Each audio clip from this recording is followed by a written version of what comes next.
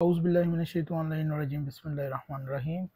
ہم جو کتاب پڑھ رہے تھے کتاب نہج البلاغہ کی جلد نمبر 2 اور خطبہ نمبر 122 کی تفسیر۔ تو آج ہم جہاں سے پڑھیں گے وہ صفحہ نمبر 347 ہے، اور یہ ہے کتاب خطبہ نہج البلاغہ۔ سابقہ ویڈیوز میں ہم نے وہ پوری جنگ صفین کی کہ کون کون سے صحابی نے کس طرح میدان میں اتر کر اپنے کارنامے انجام دیے معاویہ کے لشکر کے خلاف۔ تو اب ہم یہاں سے پڑھیں گے۔ اب ان میں سے ایک فعل مست کی طرح چنگھاڑتا ہوا نکلا اور آپ پر حملہ کیا، مگر آپ نے اس کا وار خالی جانے دیا اور پھر اسی طرح صفائی سے اس کی کمر پر تلوار چلائی، یعنی کہ یہ حضرت علی کے مقابلے میں اترا تھا۔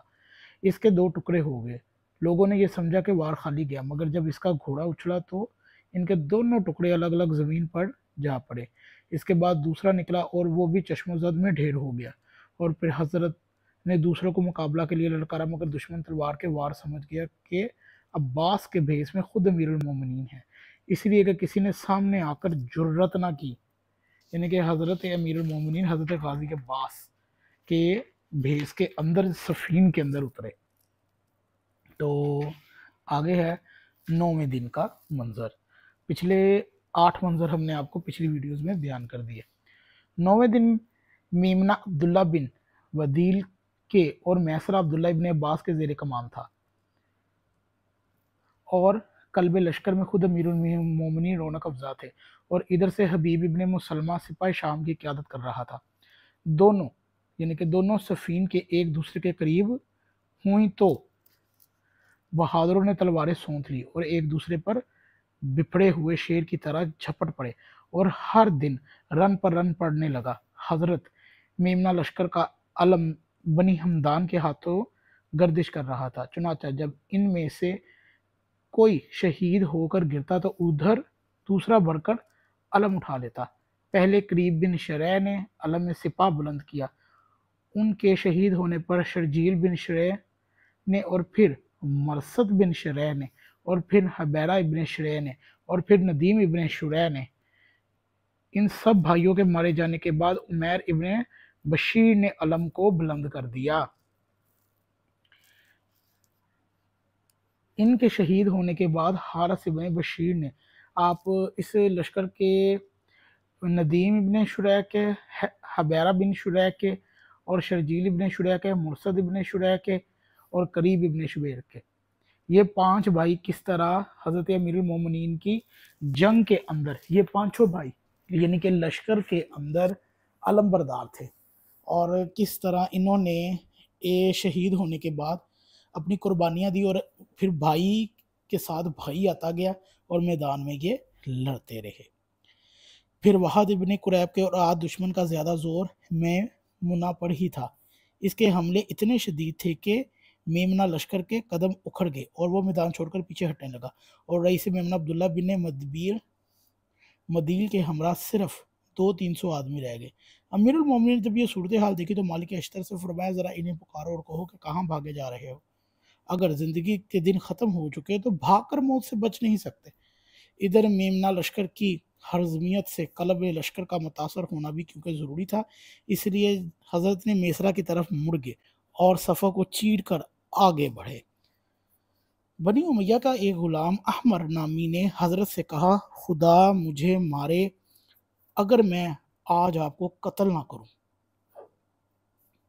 یہ سن کر حضرت کا غلام کسان کی طرف جھپٹا، مگر اس کے ہاتھ سے شہید ہو گیا۔ حضرت نے یہ دیکھا تو بڑھ کر اسے دامن ذرا سے پکڑ لیا اور اونچالے جا کر اس طرح زمین پر ٹپکا کہ اس کے جوڑ بند الگ ہو گئے، اور امام حسن اور محمد بن حنفیہ نے بڑھ کر اسے دارالبوار میں پہنچا دیا۔ ادھر مالک اشتر کے للکارنے اور شرم و غیرت دلانے سے بھاگنے والے پلٹ پڑے، اور پھر جم کر اس طرح حملہ کیا کہ دشمن کو دھکیلتے ہوئے وہیں پہنچ گئے جہاں عبداللہ ابن مدیل نرغہ میں گھرے ہوئے تھے۔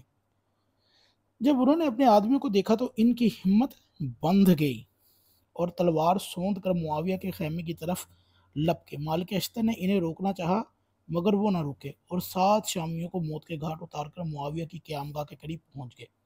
معاویہ نے جب انہیں بڑھتے دیکھا تو ان پر پتھراؤ کا حکم دیا، جس سے آپ نے ڈھال ہو کر گر پڑے، اور شامیوں نے ہجوم کہ آپ کو شہید کر دیا۔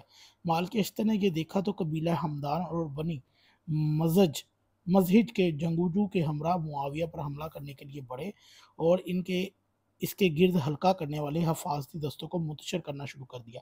جب ان 5 حلقوں میں سے صرف ایک حلقہ منتشر ہونے سے رہ گیا تو معاویہ نے گھوڑی کی رکاب پر پیر رکھ دیا اور بھاگنے کو تیار ہو گیا، مگر ایک شخص نے ڈھارس بنانے پر پھر رک گیا۔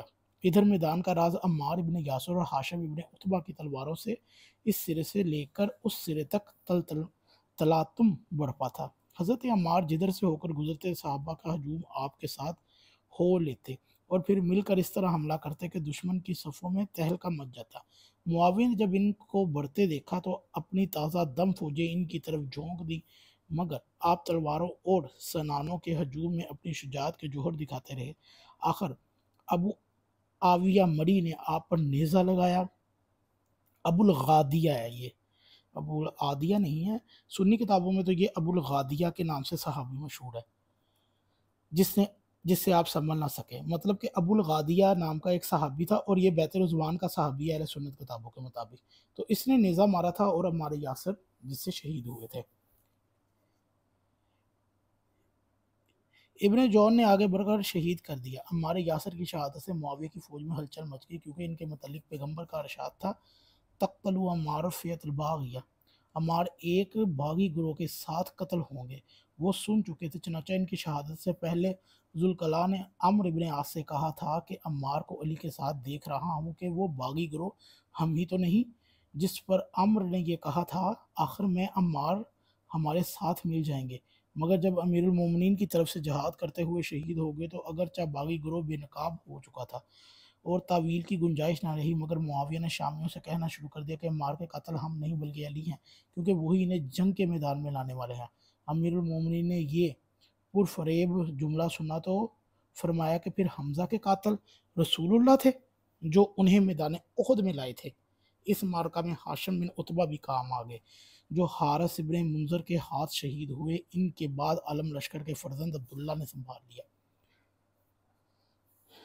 جب ایسے جانثار ختم ہو چکے تو قبیلہ ہمدان اور ربیہ کے جوان مرد سے کہا کہ تم میرے لیے بمنزلہ زرع اور نیزہ لے آؤ، اٹھو اور باغیوں کو کیفر کردار تک پہنچا دو۔ چنانچہ قبیلہ ربیہ اور ہمدان کے 12,000 جنگجو شمشیر وقف اٹھے کھڑے ہوئے اور علم لشکر حسین بن منظر نے اٹھایا اور دشمن کی صفوں میں گھس گئی۔ اس طرح تلواریں چلی، سر کٹ گئے اور لاشوں کے انبار لگ گئے اور ہر طرف خون کا سیلاب بہنے لگا، مگر شمشیر زنوں کے حملے کسی طرح رکنے نہ آتے تھے، یہاں تک کہ دن ہولناک کیوں کے ساتھ سمٹنے لگا اور شام کے بھیانک اندھیرے پھیلنے لگے اور دہشت انگیز رات شروع ہو گئی، جسے تاریخ میں لیلۃ الحریر کے نام سے یاد کیا جاتا ہے، جس میں ہتھیاروں کی کھرکھراہٹ، گھوڑوں کی ٹاپوں کی آوازیں، شامیوں کی چیخیں پکاروں کی وجہ کان میں پڑی سنائی دیتی تھی۔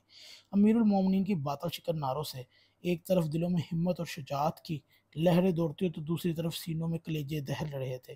جنگ اپنے پورے زور پر تھی، تیر اندازوں کے ترکش خالی ہو چکے تھے، نیزوں کی چوبیں ٹوٹ چکی تھی، حضرت صرف تلواروں سے دست بدست جنگ ہو رہی تھی اور کشتیوں کے پشتے لگے ہوئے تھے، یہاں تک کہ صبح ہوتے ہی مقتولین کی تعداد 30,000 سے متجاوز ہو گئی، یعنی کہ 30,000 معاویہ نے یہ لوگ مروا دیے جن میں صحابہ بھی تھے۔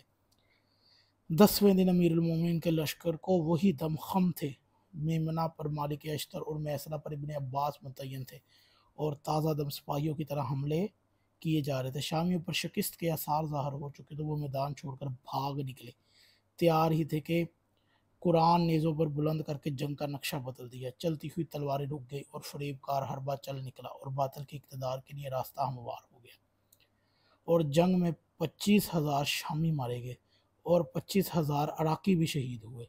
کتاب سفین نصر بن مزاحم المنذری المتوفی 212 ہجری یعنی کہ تاریخ طبری۔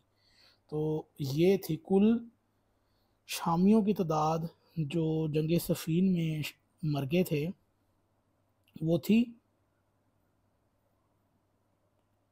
50,000 کے قریب، اور انہی میں 45,000 شامی بھی مارے گئے اور کچھ 25,000 عراقی بھی مارے گئے۔ ان کے کل ملا کے 45 اور 70,000 لوگ اس جنگ کے اندر لقمہ اجل بنے۔ ایک معاویہ کو اپنی کرسی پانے کے لیے اس سیاست اور اقتدار نے اسلام کو بدنام کیا، اور یہ امیر شام کے لشکر نے تقریباً 1,00,000 لوگ، لازمی ہیں ان جنگوں میں مرنے کے بعد کچھ زخمی بھی ہوئے ہوں گے، تو 1,00,000 کے قریب یہ جنگ لوگوں کی خون آلود تھی۔ اور یہ اسلام کے بعد اتنی بڑی جنگ جس کے اندر تقریباً 1,00,000 لوگ مر رہے ہیں، اور یہاں آج کا مسلمان اس بدبخت کو کاتب وحی ڈکلیئر کروا رہے ہیں، اور کوئی کچھ ڈکلیئر کروا رہے ہیں۔ تو اللہ ان پر لعنت کرے جو ایسے ٹولے کو، کہ جو اتنے ہزار صحابہ کے قاتلوں کو رضی اللہ بنوا کر بیٹھے۔ اگر آپ کو ویڈیو اچھی لگے تو اسے ضرور شیئر کیجیے۔